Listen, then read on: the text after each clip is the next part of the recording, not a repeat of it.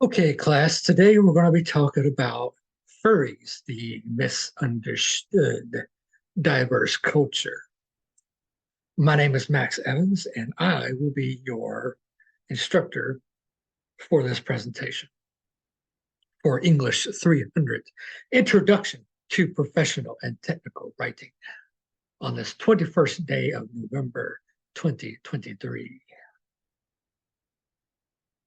Double takes downtown Pittsburgh this weekend, Janelle. Yeah, there are a lot of business suits and people going to work. And then you see folks like this. Yes, the furries have arrived. Folks who have never seen it before, don't be scared. If you see a 6-foot-tall raccoon walking by your window, no, you're not going crazy. It's just us.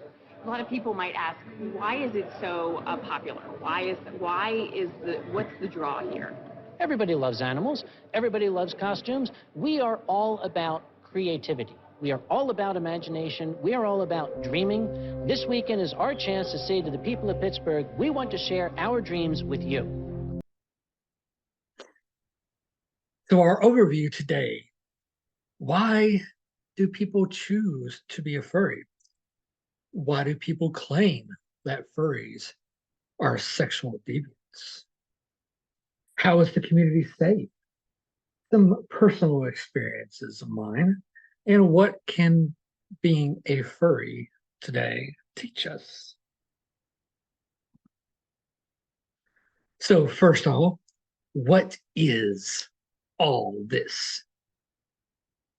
Furries are a misunderstood culture because we are misrepresented by the media as deviant. However, learning more about the fandom will only help the community not be misunderstood. Everybody has the ability and right to dream, the right to be creative, and the right to live your own life. There are endless possibilities. But what's out there? Why do people turn to the fandom for support? This fandom since the 1980s has faced ridicule, claiming that the furries are nothing more than a bunch of sexual deviants and perverts. But is that true? And just what is a furry anyway? In this research paper, we will find out why people will turn to the furry fandom, why other people perceive the fandom as nothing more but fetishes and sexual demons. But what is the fandom truly about? Why do people choose to become a furry? Being a furry can stem from a lot of different reasons.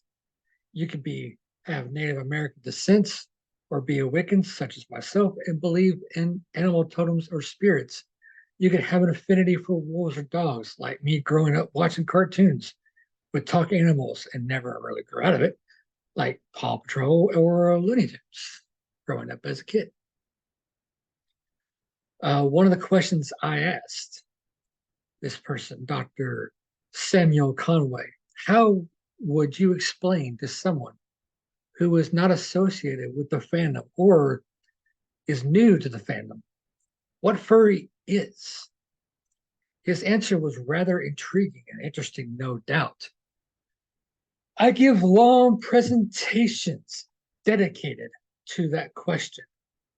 People outside the community don't know what furry is. That is our word. But you don't want to make someone who is curious feel dumb.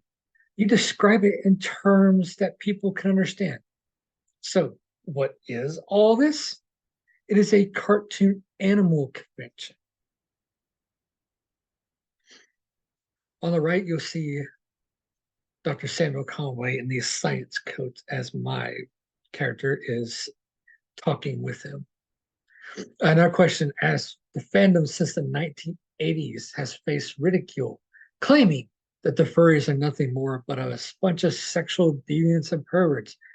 Do you think those statements are over the top, and why? His answer was rather straight down to earth. Of course, absolutely, these statements are over the top.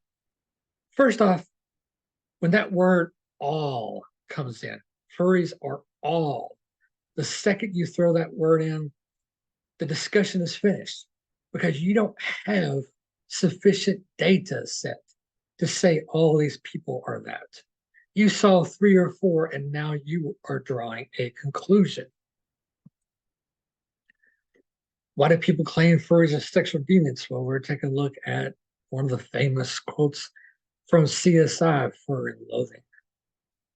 People like Dr. Phil, Entourage, 30s Rock, all have claimed that they put in these sexual deviants and made them sexualized, but that's not truly what this fandom is about. They see what's in the media, and that's all they focus on. But that's not all what it is. So how is the community safe? The fact that furries are not sexual deviants, but more like an activist for the group things in our lives. Vice.com had a good article about furry community and become a safe place for youth, such as one person did an interview of a mother of a young furry where her daughter was a furry, but she was having nothing to do with it. But they got through the misconceptions that the media puts out about furries, that they think, oh, furry is just nothing but sexual deviants. No, we are not. There's a lot more to that than people realize. A couple of personal personas that I have. Daxter Snowfall, face there on the right, was the first persona that I created back in 2008. He's a wolf with blue and white fur, green mohawk. I took after mostly the Kentucky Wildcats colors of blue, white, and black. He has a younger brother named Maximus. Just happens to be Daxter's younger brother. He is a black and gray fur wolf. As you can tell in that picture, he is pretty scarred up. He has a personal self-infliction condition. But I took Maximus from the Goofy movies that I was heavily in love with as a kid and followed with that. So Max, with his life struggles, I gained that name in high school. So what's the deal with furries? What can they teach us? Furry in psychology today answers the question, what can they teach us? There's conceptions about furries with the media articles routinely mischaracterizing them as fetishists or psychologically dysfunctional people. One other misconception there is about furries that people often believe themselves to be an actual animal. That could be partially true, especially with one who is Native American, Wiccan, or other kin, one who believes that they can transform into an animal. Like the natives wore animal skins and they believed they were animals to give them strength. So my conclusion today, we see how furries really are. We see how the media portrays furries in a negative light and see how furries actually live their lives and see that our fandom is not all bad in any form or fashion. Furries are the best thing that happened to the world of ours, that people can come out and be themselves and live their life as they want to. So what is a furry and how does it relate to community? The furry is someone who wishes they feel like they belong in the community by any means necessary, shown in a positive light.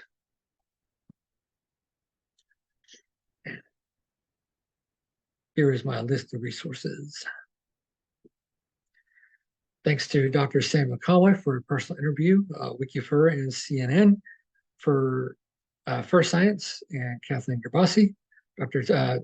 Terrence Gray, Dr. Gerbasi, and Hal Herzog.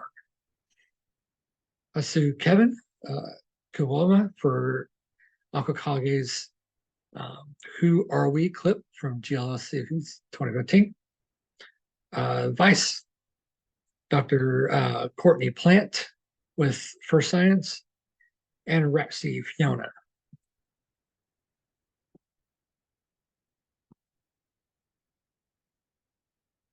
You're asking the wrong question, sir.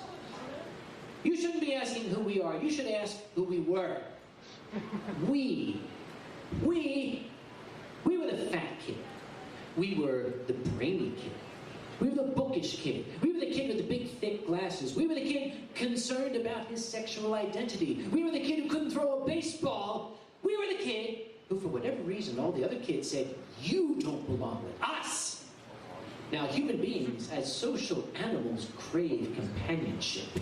And denied companionship by our peers, we sought it out the next best place we could find it. Some of us looked to the stars, others to the far past of human history. We looked to the happy, smiling, accepting faces that we saw on the Saturday morning cartoons.